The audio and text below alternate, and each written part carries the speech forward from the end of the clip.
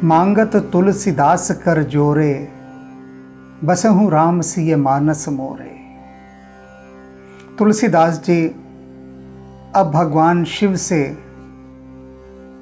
जो प्रार्थना कर रहे हैं उसमें वे अपनी रक्षा की प्रार्थना कर रहे हैं, क्योंकि बहुत सारे गुंडे बदमाश उनको सताने आ गए हैं। जिस समय तुलसीदास जी रामचरितमानस की रचना कर रहे थे उस समय काशी के पंडित पुजारी उनसे बेहद खफा थे। इतने खफा थे कि उनकी हत्या तक के प्रयत्न किए। रामचरितमानस की पांडुलिपि चुराने के लिए चोरों को भेजा गया। वे नहीं चाहते थे कि तुलसीदास रामचरितमानस लिखें। उनका यह कहना था, जब संस्कृत में वाल्मीकि ने रामायण की रचना कर दी और रामायण केवल संस्कृत पढ़ने वालों के लिए है, राम का नाम केवल संस्कृत पढ़ने वालों के लिए है, राम के नाम के अधिकारी वे हैं जो श्रेष्ठ हैं और संस्कृत जानते हैं। अवधी, ब्रज इत्यादि लोक भाषाओं को जानने वाले निर्धन और खेतीहर मजदूर वे राम नाम के अधिकारी नहीं हैं। तुलसीदास जी ने इस मान्यता को भंग किया। वे बहुत क्रांतिकारी थे तुलसीदास जी। उन्होंने कहा राम का नाम तो सभी के लिए है और राम का नाम लोक भाषा में आना चाहिए। तो उन्होंने रामचरितमानस की रचना अवधी भाषा में की, काव्य में की। तो उनका भयंकर विरोध हुआ, इतना भयंकर विरोध कि उनको मारने पीटने के लिए भी गुंडे भेजे जाते थे। होते हैं उस काल में लोग जो विरोध करते हैं। जैसे कुछ 2-4 लोग अभी विरोध करते हैं कि भगवान राम पर आधारित मेरे आध्यात्मिक उपन्यास, क्यों उन आध्यात्मिक उपन्यासों को हम पढ़ें? तो मत पढ़ो भैया, बात ही खत्म हो गई। कौन कहता है तुमसे पढ़ो? ये तो उनके लिए हैं जो भक्ति भाव में रमे हुए हैं, जिनको राम को एक नई दृष्टि से देखना है कि अब की बार हनुमान जी ने किसे पकड़ा है राम कथा लिखवाने के लिए। नया युग है, हनुमान जी ने पकड़ लिया हमें कि उपन्यासों के माध्यम से वह लिखो जो उस काल में घटा था, और हम दिखाते हैं, वे दिखा रहे हैं। तो यहाँ पर बात तुलसीदास जी की है। अब युग थोड़ा और सॉफ्ट हो गया है उस समय के हिसाब से, तो अब ऐसी बात नहीं है, पर तब तुलसीदास जी के साथ बड़ा अत्याचार हुआ। उसी अत्याचार का वर्णन वे यहाँ कर रहे हैं। क्या कहते हैं? देव बड़े दाता बड़े, शंकर बड़े भोरे। भगवान शिव के लिए कहते हैं कि आप सबसे बड़े देव हैं, महादेव कहा जाता है। अपनी बात की शुरुआत तुलसीदास जी यहीं से करते हैं कि हे देव, आप सबसे बड़े हैं, महादेव हैं। दाता बड़े, सबसे बड़े दानी आप हैं, देने वाले। शंकर बड़े भोरे, आप बड़े भोले हैं। भोलानाथ आपको इसीलिए कहा जाता है। किए दूर दुख सभिन के, जिन जिन कर जोरे।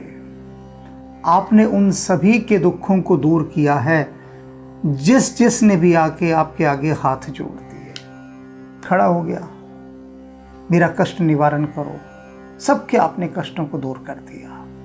जो भी आपके शरणागत हुआ, जो भी आपके दर पर आया, खाली हाथ नहीं गया। सेवा सुमिरन पूजिबो, पात आखत थोरे।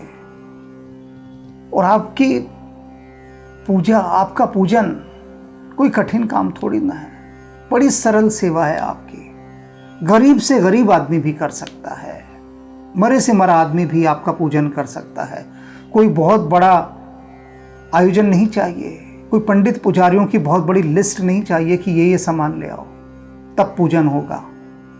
आपका क्या है? जंगल में बेल पत्र होता है, जंगली फल है, कोई नहीं उसे, पड़े रहते हैं जंगलों में, बिछे रहते हैं गिर गिर के, कोई नहीं उठाता। तो कहते हैं वो बेल पत्र, बेल का फल ना हो तो पत्ते से ही 4 दाने चावल के वो आपको चढ़ा दिए जाएं, उसी में आप तृप्त हो जाते हैं। कुछ चाहिए ही नहीं। इतने भोले हैं, इतने सरल हैं, इतने तृप्त हैं। सेवा सुमिरन पूजिबो पात आखत थोरे, थोड़े से चावल दिए जगत जहां लगे सभे, सुख गजरत तुहोरे। और उनके बदले क्या करते हैं आप? थोड़ा सा किसी ने 2 पत्ते तोड़ के चढ़ा दिए, कनेर का फूल चढ़ा दिया, जंगली फूल है, कड़वा फूल, और 2-4 चावल के दाने चढ़ा दिए। इसके बदले आप क्या दे देते हैं? सुख गज रथ घोड़े, सुखों के सारे साधन, रथ घोड़े साम्राज्य सब कुछ दे डालते हैं। यानी जितने भी धन संपदा संबंधी भौतिक सुख हैं, सुविधाएं हैं, वे सब इनके बदले में आप दे डालते हैं। इतने बड़े दानी हैं आप। लेते कुछ भी नहीं, देते अनंत गुना है। गांव बसत वामदेव, मैं कबहू न निहोरे। कहते हैं हे वामदेव, मैं आप ही के गांव में रहता हूं, काशी में। कबहू न निहोरे, कभी मैंने आपसे कुछ नहीं मांगा। कभी ये नहीं कहा मुझे महल दे दो, हाथी घोड़े दे दो, ऐशो आराम दे दो। कभी कोई निहोरा नहीं किया, कुछ नहीं मांगा। लेकिन आज आपसे एक चीज मांगता हूं। राम का काम कर रहा हूं, बहुत बाधा आ रही है। और क्या बाधा है वह सुन लीजिए। अधिभौतिक बाधा भई ते किंकर तोरे। अधिभौतिक बाधा मुझे आपके ही लोग पहुंचा रहे हैं। काशी के पंडित पुजारी कहते हैं ये आप ही के लोग हैं, आप ही के भगत हैं। आपके हृदय में जो राम रहते हैं, मैं उन राम का काम कर रहा हूं, और ये मुझे सता रहे हैं, अधिभौतिक दुख दे रहे हैं। जो हम बोलते हैं ओम शांति शांति शांति 3 बार क्यों बोलते हैं? क्योंकि 3 प्रकार के दुख हैं। उन तीनों प्रकार के दुखों का निवारण हो जाए, शांति हो जाए, शमन हो जाए, इसलिए हम कहते हैं ओम शांति शांति शांति।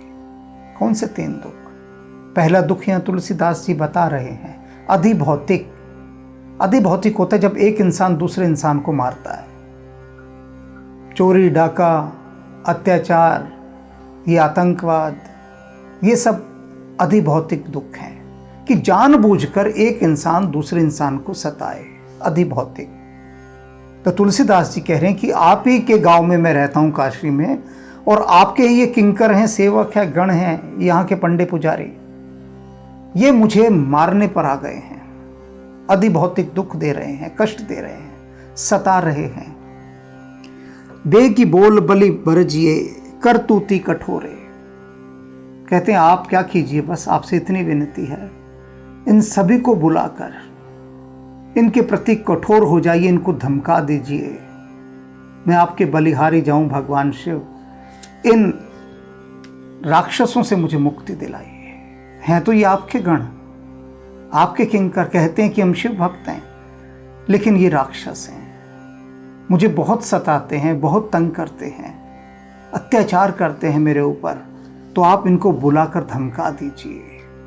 करतूती कठोरे, इनकी करतूत बड़ी कठोर है, उनकी इन कठोर करतूतों के लिए आप इनको बुलाकर धमका दीजिए। अब गुंडे भेज रहे हैं वो तुलसीदास जी के पास, उनको मारो पीटो, किताब छीन लो। तो क्या करें तुलसीदास जी, किससे कहें, कौन सुनेगा उनके? तो भगवान शिव से ही कह रहे हैं, ये आपकी काशी में रह रहे हैं, आपके गांव में, आप ही कुछ कीजिए। तुलसी दल रूंघ्यो चह, 60 साखी सी हो रहे। और ये मूर्ख क्या करना चाह रहे हैं? तुलसी के दल को रौंद कर वहां पर क्या करना चाहते हैं? सिरों का पेड़ लगाना चाहते हैं, जो पहले से ही स्थापित है उसी की स्थापना रहने देना चाहते हैं। ये नहीं चाहते कि तुलसी रामचरितमानस की रचना करे, ये उसको रौंद देना चाहते हैं, दल देना चाहते हैं, उसका दलन कर देना चाहते हैं। तो हे शिव, हे महादेव, हे भोलेनाथ, मैं आपसे यही विनती करता हूं कि मेरे इस अधिभौतिक कष्ट को आप दूर कीजिए, इन अपने किंकरों से मेरी रक्षा कीजिए। भक्त क्या कर सकता है सिवाय विनती करने के?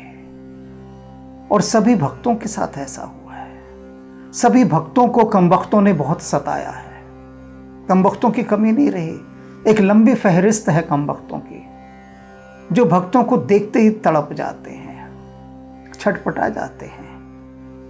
वे नहीं चाहते कि भक्ति के नए आयाम, नई ऊंचाइयां संसार पाए, तो वे सताते हैं भक्तों को।